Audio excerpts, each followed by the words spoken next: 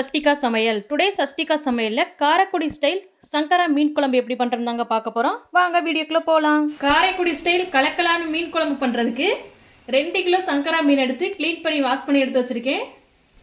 இது கூடவே தாளிக்கிறதுக்கு 20 பல்லு பூண்டை பொடியாக நறுக்கி எடுத்து வச்சுருக்கேன். 20 சின்ன வெங்காயம், 5 பழுத்த தக்காளி, 1 கொத்து கருவேப்பிலை.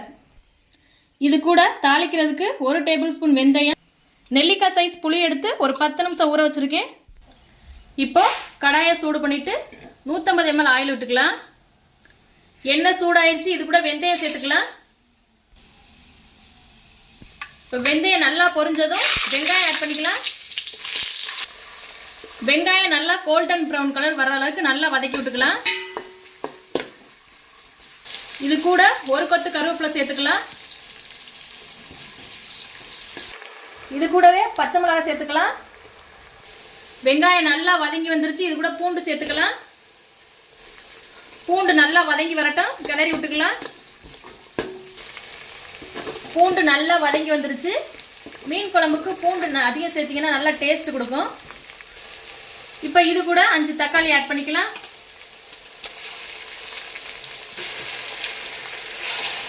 தக்காளி நல்லா வதங்கி வரட்டும், வதக்கி விட்டுக்கலாம்.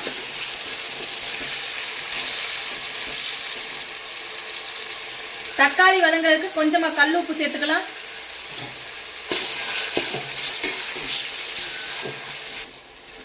இப்போ தக்காளி நல்லா வதங்கி வந்துருச்சு. இது கூட நம்ம மசாலா பொருட்கள் சேர்த்துக்கலாம்.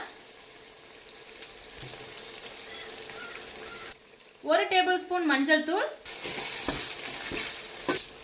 5 டேபிள் ஸ்பூன் வீட்டில் அரைச்ச குழம்பு மிளகாய் தூள் ஆட் பண்ணிக்கலாம். 3 டேபிள் ஸ்பூன் தனியார் தூள் ஆட் பண்ணி நல்லா கிளறி விட்டுக்கலாம். இப்போ இந்த மசாலா பொருட்கள் நல்லா எண்ணெயிலே 1 நிமிஷம் வெந்து வரட்டும். இப்போ இது கூட நம்ம புளி சேர்த்துக்கலாம். நான் இதை ஆல்ரெடி கரைச்சி வச்சிருக்கேன்.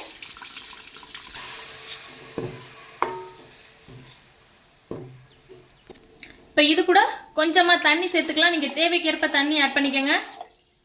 இப்போ இது கூடவே குழம்புக்கு தேவையான அளவு உப்பு சேர்த்து நல்லா கிளறி விட்டுக்கலாம். இப்போ அதை நல்லா கிளறி விட்டு ஒரு 15 நிமிஷத்துக்கு மூடி போட்டு மூடி வைக்கலாம். குழம்பு நல்லா கொதிச்சு வரட்டும். குழம்பு இப்போ நல்லா கொதிச்சு வந்துருச்சு. நம்ம க்ளீன் பண்ணி எடுத்து வச்சிருக்கிற மீனை சேர்த்துக்கலாம்.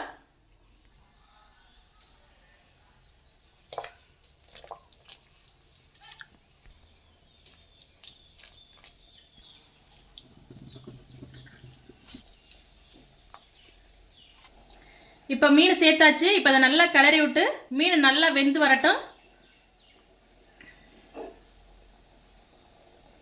பாருங்க ஃப்ரெண்ட்ஸ், மீன் நல்லா வெந்து வந்துருச்சு. பாருங்க, நமக்கு தேவையான சூப்பரான காரைக்குடி ஸ்டைல் சங்கரா மீன் குழம்பு ரெசிபி ரெடி ஆயிடுச்சு ஃப்ரெண்ட்ஸ். நீங்கள் இந்த ரெசிபியை கண்டிப்பாக மறக்காமல் ட்ரை பண்ணி பாருங்கள். ட்ரை பண்ணி பார்த்துட்டு டேஸ்ட் எப்படி வந்துச்சுன்னு கமெண்டில் மறக்காமல் சொல்லுங்கள் ஃப்ரெண்ட்ஸ். இந்த ரெசிபி உங்களுக்கு பிடிச்சிருந்துச்சுன்னா நம்ம சேனலில் சப்ஸ்கிரைப் பண்ணி வச்சுக்கோங்க. பக்கத்தில் இருக்கிற பெல் ஐக்கானையும் கிளிக் பண்ணுங்கள் ஃப்ரெண்ட்ஸ். அப்போ தான் நான் போகிற வீடியோஸ் உங்களுக்கு நோட்டிஃபிகேஷனாக வரும். மறக்காமல் லைக் பண்ணுங்கள், ஷேர் பண்ணுங்கள், கமெண்ட் பண்ணுங்கள் ஃப்ரெண்ட்ஸ். தேங்க்யூ.